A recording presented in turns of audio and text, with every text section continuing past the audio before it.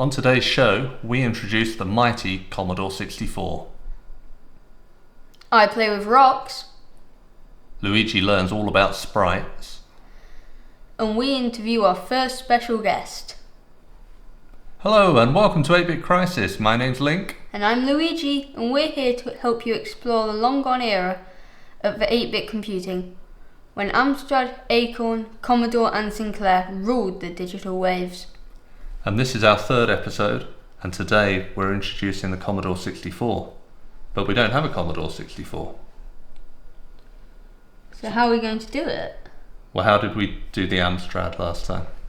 We had one nearer, No, that's next a to us. Sinclair, isn't it? What about episode 2?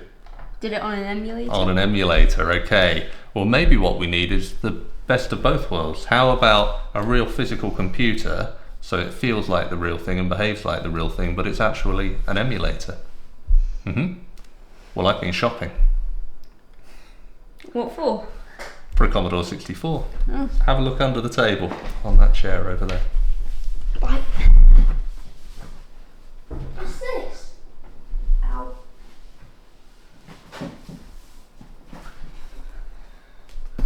What is it? Hold it up to the camera so people can see.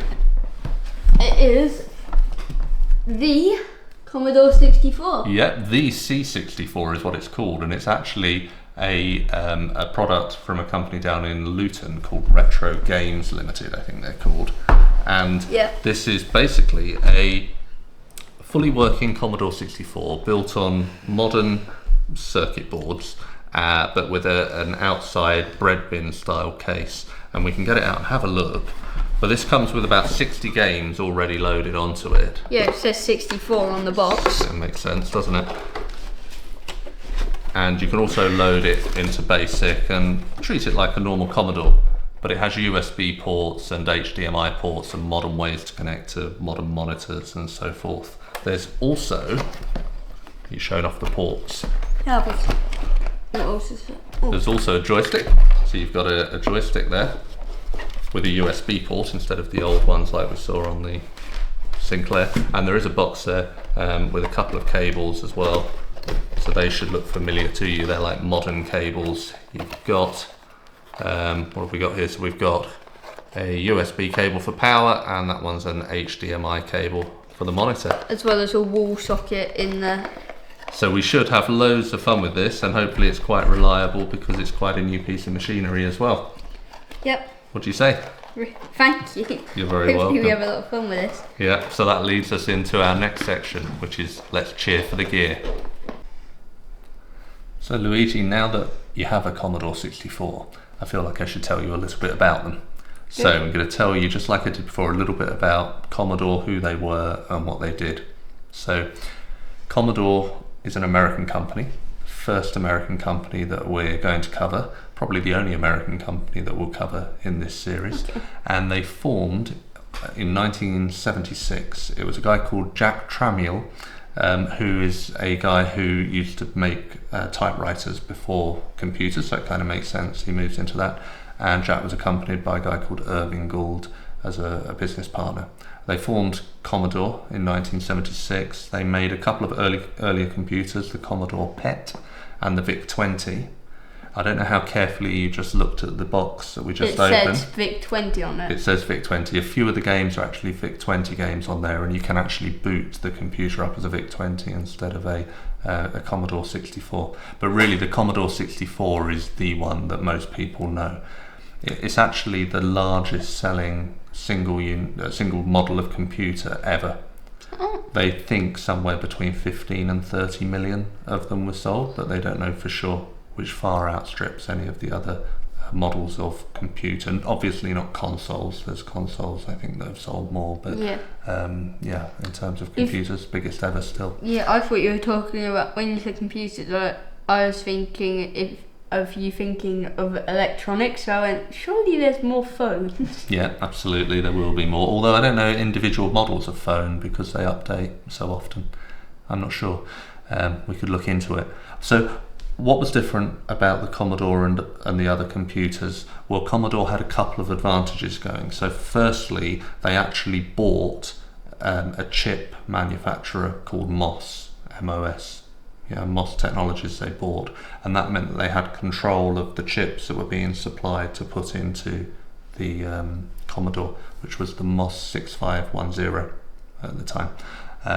And they also had something which the others didn't have, which was a really good video chip called the VIC-2, and there was a really good sound chip called the SID chip. So when we play some games on the Commodore, you should notice that they've got much better sound on them. Okay, so they did really, really well, made one of the best selling computers ever, and then things started to unravel for them. So in 1984 they were like on top of their game. I think it was 1985 or 1986 Jack Tramiel left Commodore and he actually bought Atari. You've heard of Atari before? Yeah, they did some earlier consoles as well. So Atari actually came out with a new microcomputer called the Atari ST, and at the same time Commodore was trying to do something called something with a company called Amiga to make Amiga computers. So you might have heard of Atari ST and Amiga before. I've heard of Amiga. Yeah, so they got into a little bit of a battle, but ultimately neither of those computers really did quite as well as the Commodore 64 had done commercially, at least. And then they went into the normal downward spiral that a lot of the others went into, where they started to create later versions of the 8-bit computers. They had the Commodore 128. They had other variants called the Educator 64, which was like a one for schools, which didn't do very well. There was something called the SX 64, which was like a portable Commodore 64 effectively. And they even did a console, like all of them tried at some point, and that fell flat on its face. I think they shipped about 20,000 of those and only sold 2,000 of them, so it didn't do very well at all. So I think it was like mid-90s before the Commodore name eventually went bankrupt, but so they kept it going for a long time, but their heyday really, I would say, was the very late 70s to the mid-80s. All right? Yeah. Great, so now we're going to have a look at one of those components from the microcomputer architecture that we talked about. You know, we looked at the CPU last time. Well, now we're going to go into our next section of how does it work. Okay, so this time we're going to look at ROM and RAM, which is like the memory in our microcomputers. Last time we looked at the CPUs and how they process all of the data, so now we're going to look at the memory. So it's quite a short and simple session, this. ROM is read-only memory, and RAM is random access memory. So the way to think of that is your ROM memory in the computer is the memory that doesn't change. So for example, it will have all of your basic operating system on the computers that we're looking at. You can't delete that. If you could delete it, you'd go and turn on the computer and it wouldn't know what to do. So you wouldn't be able to do anything at all with your computer. So your ROM, you need to think of it is the permanent data sat within ROM memory that can't be changed at all. Random access memory, or RAM, that's the bit that we use to constantly change data and constantly change the environment of the computer inside it. Yeah, does that make sense? Yeah. Yeah. So if we take a quick look at our computer screen here, I've actually managed to find the memory map. Here we go. So I've actually managed to find the memory map of the Commodore 64. Okay, and it's a really, really long document, you can see, and most of it won't mean anything to you. But if we look on the left hand side, you can see that there's two numbers in each block here in the first column. There's a hexadecimal address and there's a decimal address. So this is literally telling you what the 0 byte does in the memory address, and the first byte, what that one does. And here it's even telling you what every bit within the byte does. Okay, so most of the early stuff here is all about the processor and like how the computer actually works. And then as you move down the list, you're going to get to things that maybe you can actually understand a little bit more without much knowledge of how the computers actually work. So if we go here, for example, We've got the screen memory, so this is the address, so you can see bytes 1024 to 2023 is the screen memory, so that's where the data will go to tell the computer what to send to the television. Yeah. You've got basic area and basic ROM stuff, which is all about the operating system that I was talking about, and then we've got two really important parts of memory, which are the VIC video display, where you can control your sprites that you're going to be learning about shortly, so you can actually turn them on, tell them where to appear on the screen. And then further down you've got the SID chip as well, which is your audio. That's the famous SID chip from the Commodore 64.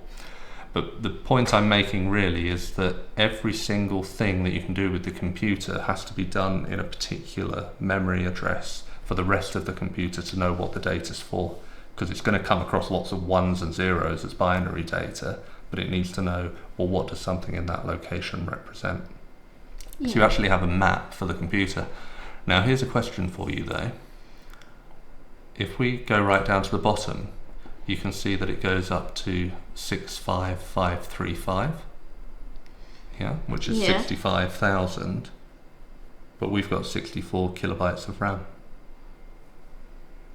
So why have we got 65,000 addresses? Any idea? No. No? What? Is it because some of the computer doesn't, it doesn't need, some of the ones and zeros don't need RAM, maybe? Hi folks, it's Link here. It was a good question, but the answer was totally wrong.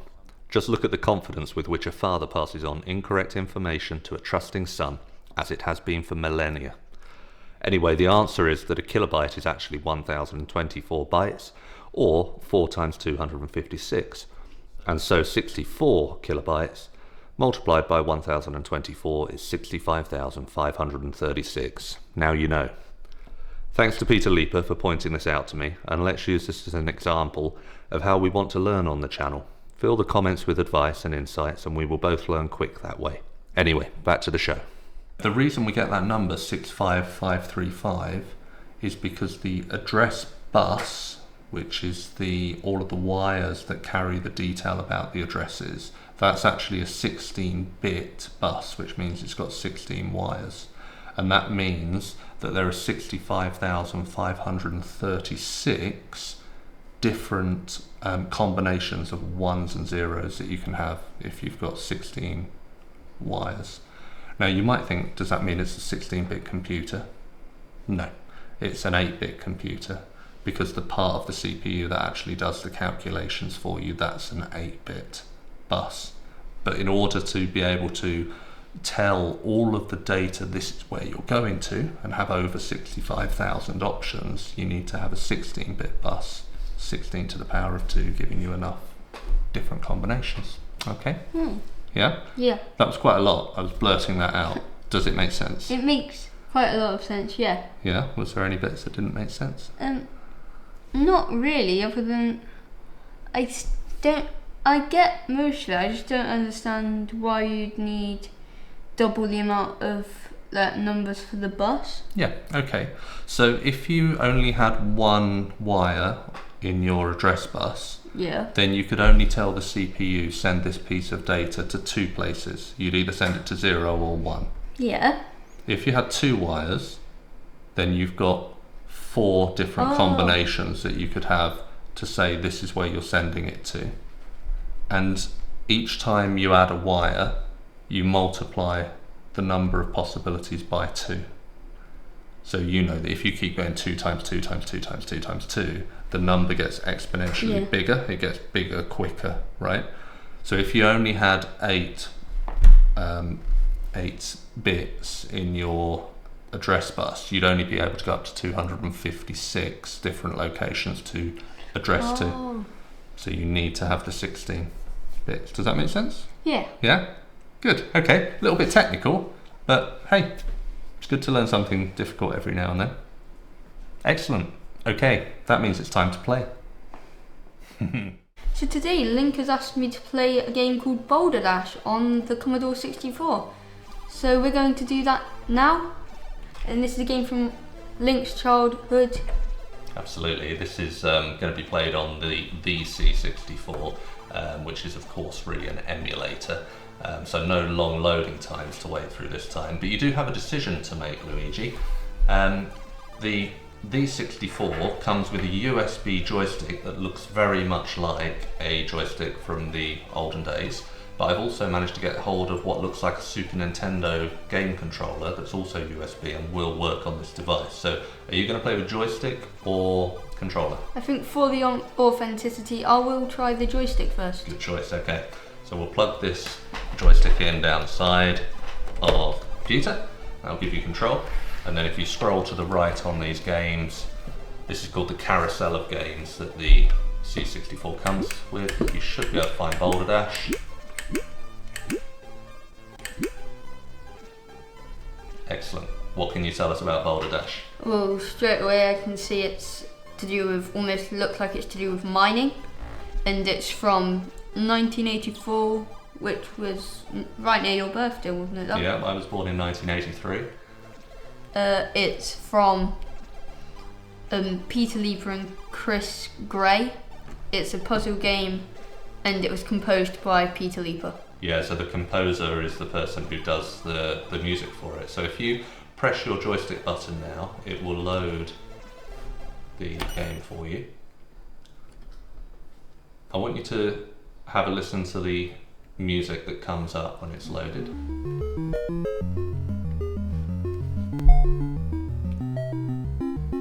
How does that compare to what you've seen in the Spectrum games? That is a lot better sound. That is really, really good compared to the rest. Can you notice anything about it specifically if you think of your music classes at school? It's almost, it just sounds more, like, it sounds less creaky. How many voices can you hear? How many instruments? 2 or 3, I can't tell. Okay, so it's got like a bass line and a melody to it. The game's just showing you a demo at the moment, but that's because there was a chip called the SID chip in the Commodore 64, which was like a proper sound chip, and the early Sinclair Spectrums didn't have those, so that's why you just had simple beeper music, just a single voice beeper on the Spectrums, whereas this has a good theme tune to it. Okay, so let's play. If you hit your button and hit the button again, it will start on level 1. And all I'm going to tell you is your controls are right, left, up and down, and you can work out the rest.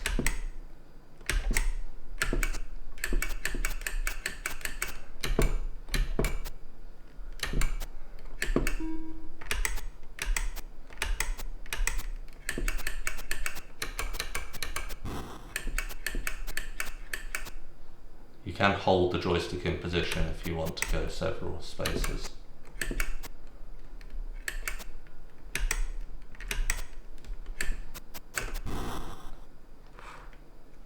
Okay, looks to me like you've already guessed what's going to happen. Yeah, I don't like the look of those boulders. Okay.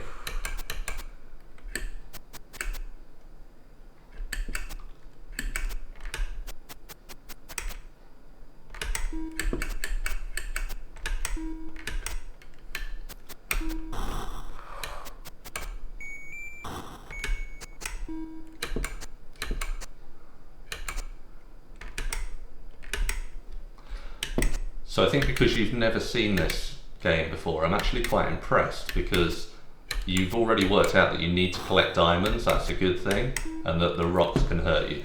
And that's about I know generally in games, shiny is good. Yeah, so. Okay. That's good. Ah, okay. So what happened there? Oh, I thought it only went off if you went underneath it. It seemed to actually have some physics to it. Yeah, you've got some physics to it.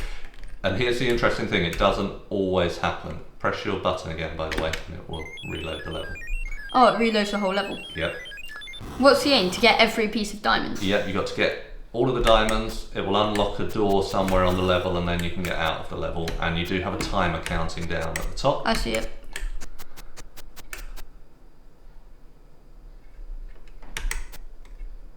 When you go down the side of a boulder, sometimes that will dislodge it and it will fall sideways, and sometimes it won't.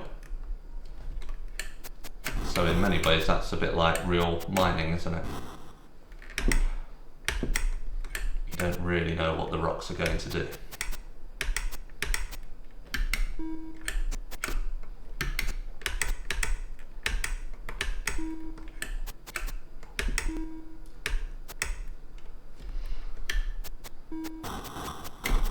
Well done. That's always a good strategy. Just run underneath nice and quickly. Oh, I tried to get to down, it wouldn't. I pressed it a couple gives of me times. a funny feeling when my son gets squashed by a rock. Oh, I should have mentioned this. The character's called Rockford. So Peter Liepa named the character Rockford. I think Chris Gray is credited as working on the game as well, but from a little bit of research I've done, I think it was mainly the work of Peter Liepa, so apologies to Chris if I've got that completely wrong, but I think that's the gist of it. Clearly a multi-talented guy, because he can come up with a game design, and he can code it, and he can come up with what I think is quite a good theme tune for the sound as well. So you don't always get people who can do the whole job on their own. So what are your initial thoughts, Luigi? My initial thoughts is it's really good. The sound, it's weird. The sound is almost more realistic. Mm-hmm. Like the game design, I don't think I've ever seen a game like it ever.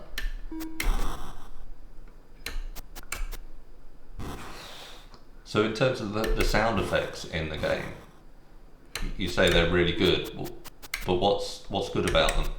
What's good about them? I just find it almost. It sounds almost a bit like the Minecraft sounds when you break a dirt block or a rock breaks or something. Yeah, and I think this would have been the challenge for Peter. Is you've got to use very basic computer technology to come up with the sound of mining and the sound of rocks crashing. If it was a melody or the zap of a gun firing or something like that, that's almost easier to do. But you've got to come up with quite a crunchy, gravelly sound, and I think that's actually quite effective given what they were working with. Oh no! I'm not sure we're going to get off level 1. Game over. Oh dear. It's fun, but it is hard. It is hard. I agree with that. I don't think I've got past level 5, maybe level 6 on this. I did play it as a child. As a child. I was about to say you have not. I have been playing it. I played a little bit. You played it? Yeah. Because you remember there's emulators that you can play on as well. This is a game I've been playing on a little bit.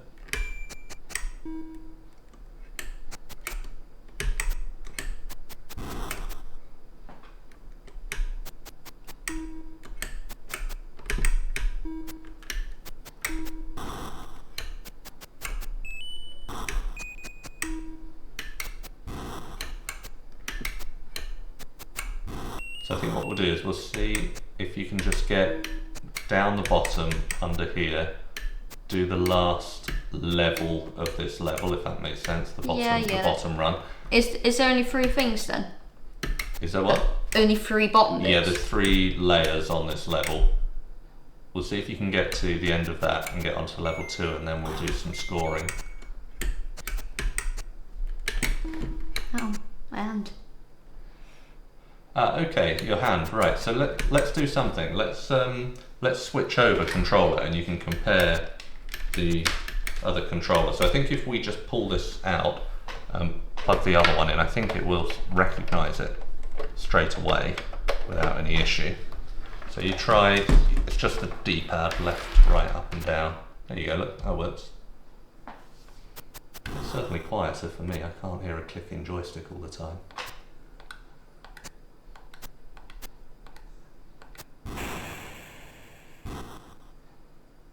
Oh. I don't know what happened there. That seemed to lose a life without moving past the rock. It did. Okay. From what I saw, it did. Uh-huh. So notice how you speed up. Once you know how to get past a certain bit, you can whiz through it quite quickly.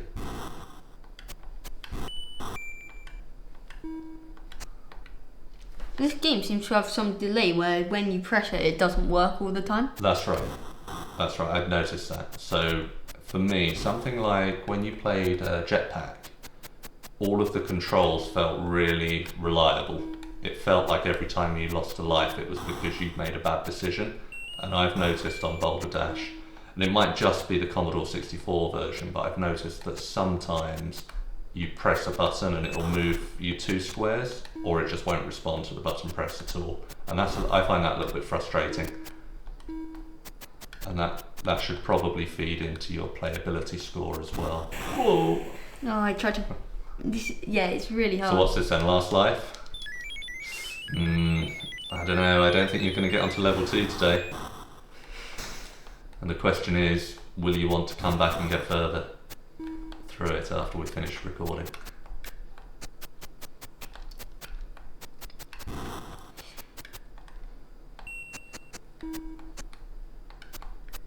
Oh.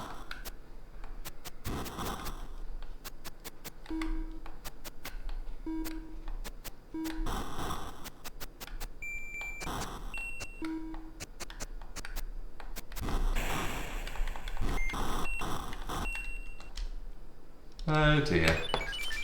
Well, Really hard.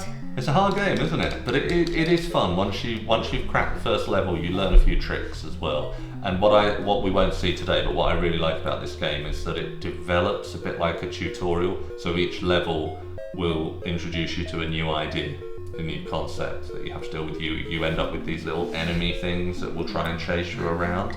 And there's loads of different developments on it. So I think it's a really good game overall. But having said that, I've only ever seen about a quarter of it. So, scoring. What do you think, Luigi? Should we start with concept and originality? Concept and originality. Never seen a game like it. The only time that I actually have seen a game like it is on a mobile game, which definitely didn't come out before this, so I'll give it a 10. A 10. Really good. What I really like about this is that it took a real life situation, mining for diamonds, and it pretty much replicates all of the risk and jeopardy and reward of mining for diamonds, and I think that's quite clever. So yeah, 10 out of 10. Okay, that's really good. What about graphics? Graphics. The graphics. My only thing about the graphics is that the dirt is almost, instead of a piece of dirt, the dirt seems to be almost like a brown hedge. It looks more like a hedge than a... Yeah, it's more representative of what it should look like rather than what it actually looks like, isn't it? But having said that, if you compare it to the Spectrum, the colours are very different because it has a more pastel-y type of colour palette on the Commodore 64. And also, you don't get the attribute clash. Yeah. So there's kind of pros and cons to it. I think maybe what you're saying is the design could have been a bit more varied and a bit more interesting, but there's probably benefits as well. Yeah, I'd probably give it... I'll give it... This is purely because the attribute clash is just heavily annoying. I'll probably give it maybe an 8. Okay, great. And sound? Well, I'm going to give it probably 9. We've already talked about the sound a lot, haven't we? So, yeah, I think it's a good job. I really like the sound in this game. As much as you can like the sound of digging dirt and boulders being falling on top of your head. Yeah. Playability? Pure...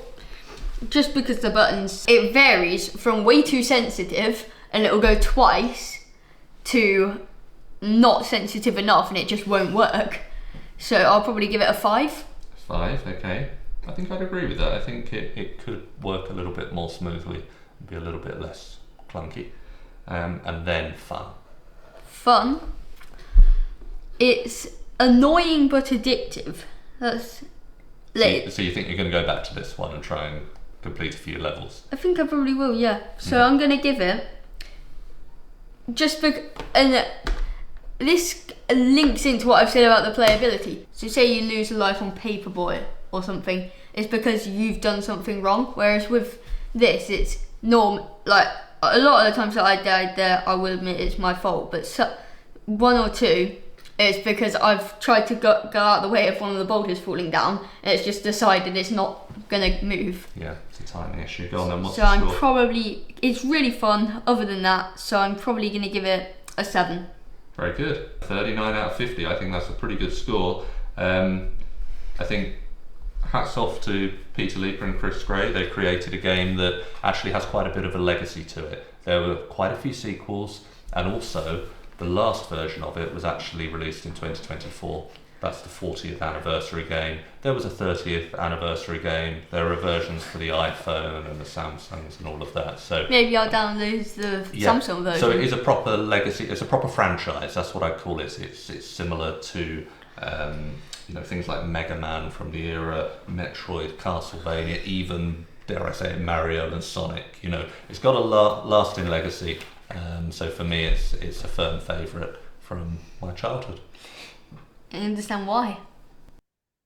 Okay, so we're very, very lucky today because we have the creator of Boulderdash with us. A big welcome to Peter Liepa, who's kindly agreed to join us. Welcome, Peter. Hi, guys. How are you doing? Really good. Really Yeah. good. Doing really well. Now, Peter, as the designer of the classic puzzle game Boulderdash, I'd like to say a big thank you and hello from the 8-Bit Crisis team. What is the inspiration behind Boulderdash? I decided one day I was going to try to write an 8-bit game. I mean, it wouldn't be known as an 8-bit game then. It was just a game for something like the Atari. I've been playing those games with friends for a while, and more or less had the revelation of I could do that. Let's give it a shot. So I started off by buying the Atari, reading some manuals, learning a little about the languages that were available, how to make special effects. Back in those days, you bought magazines from newsstands, and they'd be 300 pages long. I don't know if that might be a slight exaggeration, but they were definitely what would be called door stoppers. And they'd be full of articles about new products and demonstration code that you could type in and learn the ropes with. My second step was, rather than having an inspiration at hand, I thought, okay, I could pretty well write any genre. Let's go find a publisher and ask them, well, what kind of demand are you seeing? What kind of game are you looking for? I did that. There was a local publisher named In-Home Software. They said, well, we don't know either, but we do have a prototype written by somebody else in the area that they don't have the skills to productize, but we kind of like the idea. I decided to strip the thing or go back to scratch and just write a little demo with demo physics that showed how things like boulders and dirt and a player and some spaces could interact. And so more or less came up with the original Boulderdash physics engine, which in those days was just circles for boulders, squares for dirt, and spaces for space, and a random number generator that would just throw up random arrangements of these on the screen. And there would also be a player figure, which was probably a plus sign or something. And I would control this with a joystick and just sort of play with the physics and found that I really enjoyed it. It was absolutely addicting.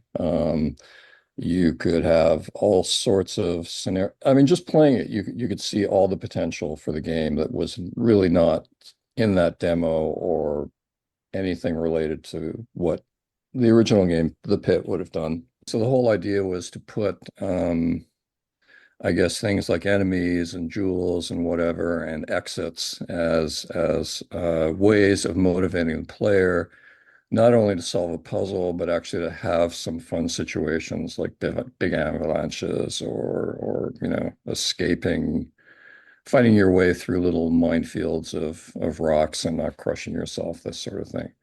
Fantastic. And I think that paints a picture really nicely of how you developed just a simple physics idea into a game that actually has a bit of a story and meaning to it. One of the things I want to pick up on there is when you mentioned about machine language, we have just started to look at assembly language and machine language. Um, how different is it on the equipment that you were using to actually get to that level? Because initially people just learn basic, right? And then you at some point you go, if I want to make my games more efficient and get better at this process, you need to start delving into roots into the machine, into machine language. So how did that work for you? Yeah, machine language was a necessity and a standard in the day just because I think, games were sold, I believe, on cartridges, and cartridges were fairly small. So even, the Atari itself would have had 64K of memory, which I don't think anybody these days can really comprehend. Uh, Machine language, you really have to break your little logic into very small pieces. I did find out in my research that there was a stack-based language called Forth that used even less space, and so I used that as my original or my first development language, with the goal of converting at the end, once I had a more or less finished product, converting it into machine language. Well, it seems like it's going to be quite a while before I can create games up to your standard. Do you really meet many people my age, or is it mainly just people from Link's era recreating their youth? Well, it's an interesting question. Generally, I think, yeah, Link's demographic tends to be the one that is most enthusiastic about this because they kind of grew up with it. Um, but I just met a 27-year-old woman in the gym like 1 or 2 days ago who's very interested in 8-bit music. And I mentioned I wrote a game from the day, and she said, "Oh, yeah, please." And there had been, I guess, contemporary arrangements of the theme music of Boulder Dash. One in light metal that I got from a guy in Poland, and another reggae version. So yeah, I sent them to her on WhatsApp, and she was quite excited. I understand that there's a 40th anniversary production is it in development? Is it ready to be released? It's following on 10 years later from a 30th anniversary game as well. So we're really looking forward to the new one.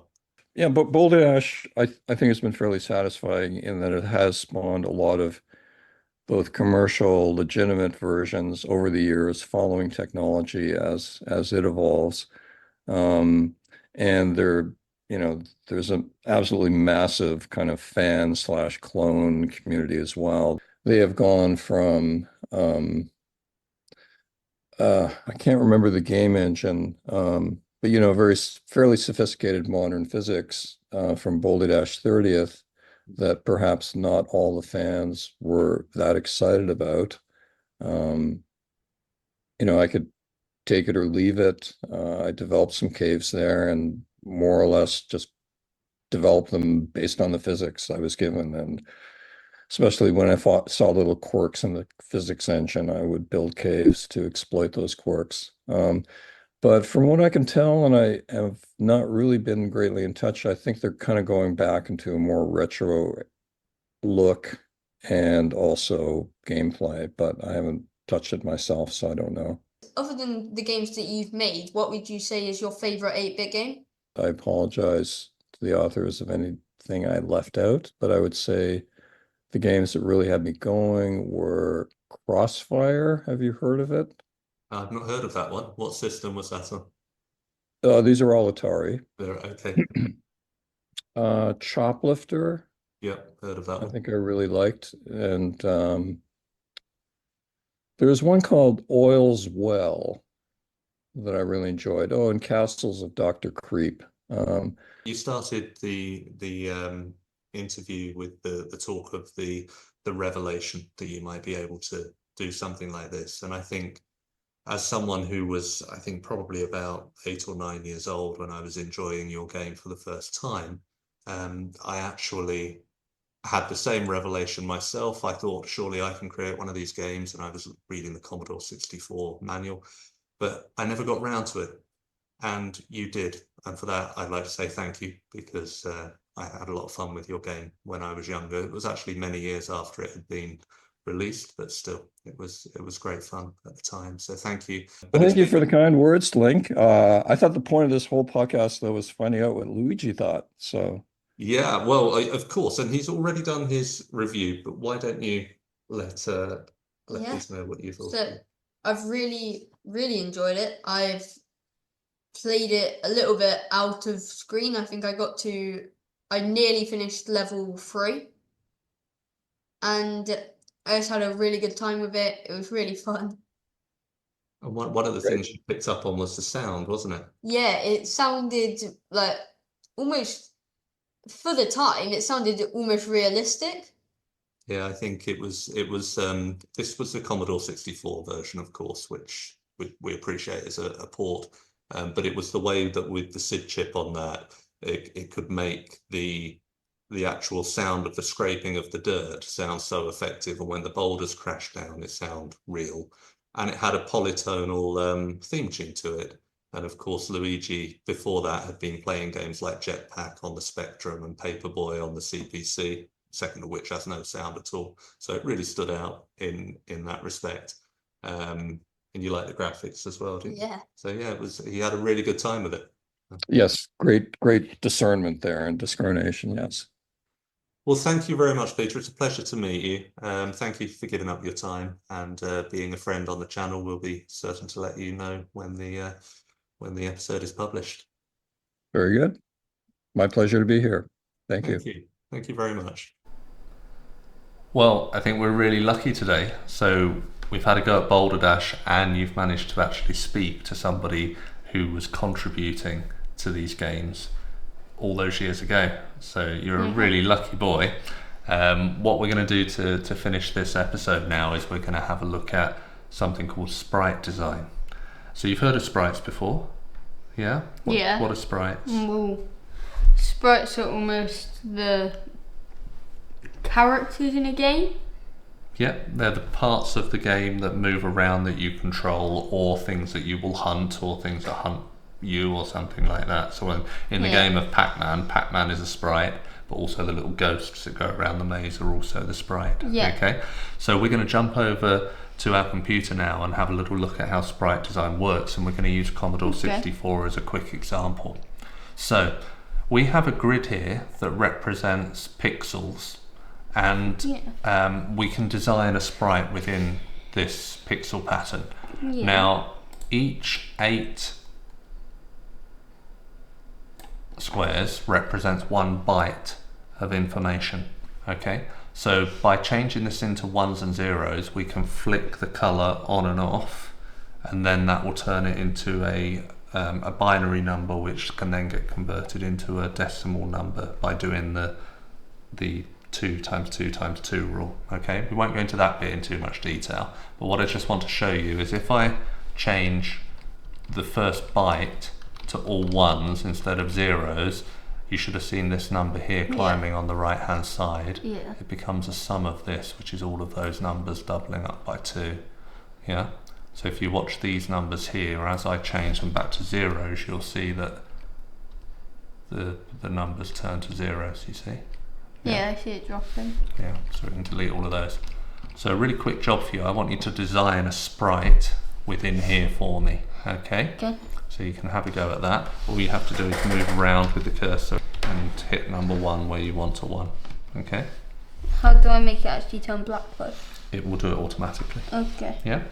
We'll probably fast forward through this bit, so take as much time as you want.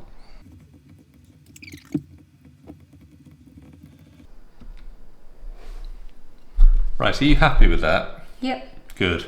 So for everybody else, you've probably seen that on super fast forward. I've just had to sit here for 3 or 4 minutes.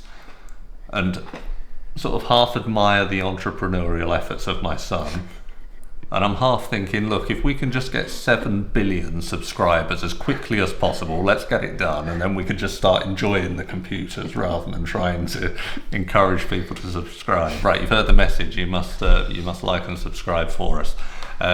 Okay, so that's the sprite now. Now have a look at my design that I did earlier, because I think it was extremely artistic. Do It's you like like a mine? Halloween. Yeah, it's pumpkin. like a scary zombie face with some curly hair on top. I thought I did quite well, but nevertheless, we're going Looks to like use his hair's yours. made of macaroni. So because we have lots and lots of blank bits, you can see there's lots and lots of zeros in our grid, and it just fills in with some numbers to fill in the bits in the bytes that are relevant, and then that gives us some coding over here. Okay, now what that means is that all of this can get condensed down into some code, which is here, and this we're going to be able to copy into our little program that we're now going to write in Commodore Basic. So I'm going to jump over to Commodore Basic, and then for the benefit of the viewers we will speed up again, but I'm going to write out a quick program, explain what it should do, and then we'll run it and see whether it works. Okay, so bear with me folks.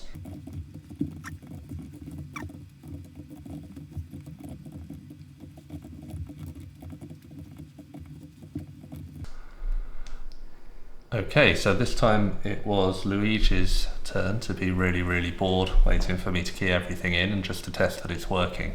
So I'm going to run the program first, and we're going to see what happens. The last few rows from here downwards, these are just the data that we copied over from Excel, so this is actually the data for the sprite.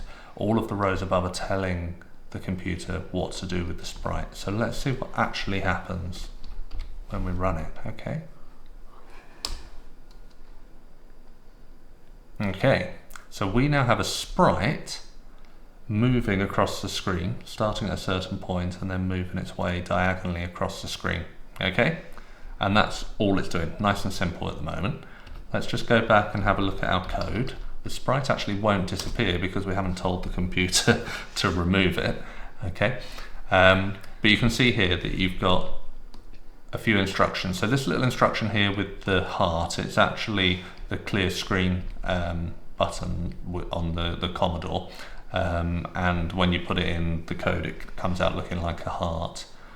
The V, so here you're setting up a variable. You remember when you did A equals 2? Well, here we're saying that V equals 53248, and when we looked at the memory map earlier on, we would have seen that 53248 is the beginning of the video chip. So now wherever you see V, it's like referencing a part in the video chip, because this is V plus 21 bytes. So that's a particular location. And when we put the value 4 into it with a poke command, so here you're actually poking a particular byte, and you're saying that you've got a value of 4 in there, which means turn on that particular sprite.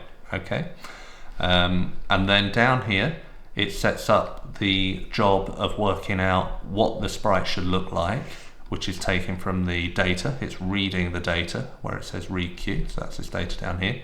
And then lastly, these lines actually tell it how to move across the screen. So the variable x is going to increase from 0 to 200 over time, and then it's going to move across the V plus 4 and the V plus 5 place on the vid chip are the x coordinate and the y coordinate on the screen, and that's going to keep stepping up, which will make it move diagonally across the screen.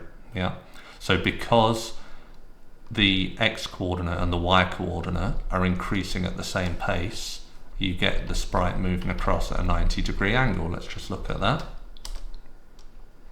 Yeah, you can see it's moving across at well, it's a 45-degree angle, isn't it? Sorry, yeah. It's going across diagonally. If we change those variables, so if we were to say this is going to be x times 0.75, so the x variable decreases at a different pace to what let's make the y coordinate go x times 1.3, then the angle that the sprite moves will change. Okay, let's test it. See that? Much steeper So angle. it's got a steeper angle because the X and Y coordinates are changing. And then it's come to a problem where it's actually got a value that's too high for X. So it isn't working properly, but hey, that's because I'm not very good at coding, basically. All right. So there we go. That's how the Commodore handles sprites. It looks at the binary pattern for the different pixels within the sprite.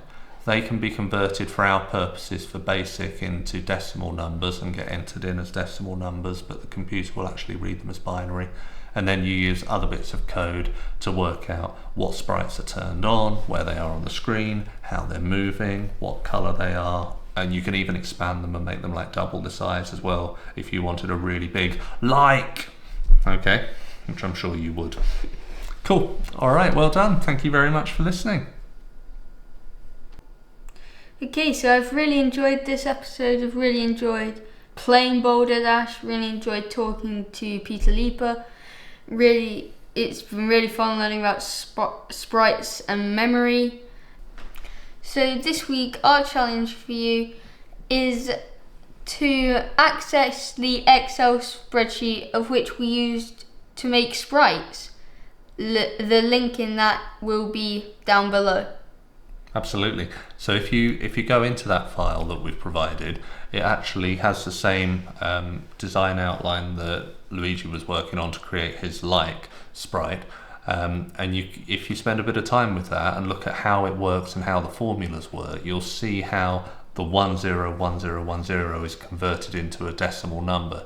And that's actually really useful to understand how bytes represent values. And then you can extrapolate that in your mind and think, well, if I had 16 bits, like I was talking about in the ROM-RAM section with 16-bit buses, you'll see how you'll get a much bigger range of numbers that you can play with. So it's useful for that. It's also useful for just trying to create some sprites. And why not download an emulator? We used Vice for the C64 because it was a bit easier to copy and paste into rather than sitting there typing out all of the data. And you can use that and have a go at doing the program that we did and maybe changing it a bit. Yeah. Okay. So thank you for watching, and until next time, Happy gaming.